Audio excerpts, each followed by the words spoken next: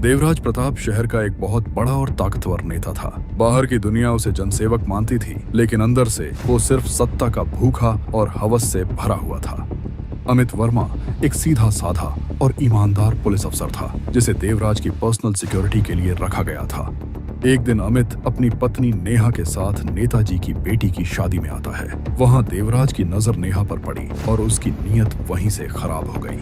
देवराज ने अमित को अपने जाल में फंसाना शुरू किया। उसने अमित का भरोसा जीता, उसे प्रमोशन दिलाया और अपना खास आदमी बना लिया। देवराज अमित को खुश कर रहा था ताकि वो उसकी बीवी तक पहुंच सके।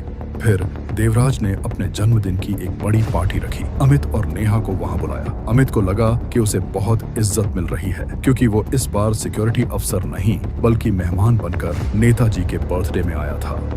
पार्टी में साजिश के तहत अमित को जरूरत से ज्यादा शराब पिलाई गई। वो इतना नशे में हो गया कि उसे अपनी सुध बुद्ध नहीं रही। देवराज ने मौके का फायदा उठाया। उसने नेहा से झूठ बोला कि अमित ऊपर कमरे में आराम कर रहा है। नेहा बिना शक किए ऊपर चली गई। जब नेहा कमरे में पहुंची तो वहां कोई नहीं था। पीछे से दरवाजा बंद हुआ और उसे एहसास हुआ कि वो एक बहुत बड़ी मुसीबत में फंस चुकी है।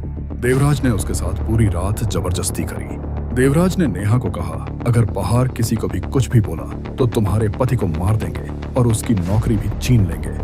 अगली सुबह जब वो घर लौट रहे थे तो अमित का नशा उतर चुका था, लेकिन नेहा की खामोशी और उसके आंसू बता रहे थे कि रात को कुछ बहुत गलत हुआ है। घर पहुंचकर जब नेहा ने हिम्मत करके उसे सच बताया तो अमित के पैरों तले जमीन खिसक गई। जिस नेता को वो अपना भगवान मानता था वो जानवर निकला। अमित का खून खौल उठा। वो बदला लेना चाहता था, लेकिन फिर उसे याद आया कि पुलिस, कोर्ट और सिस्टम सब देवराज की मुट्ठी में है।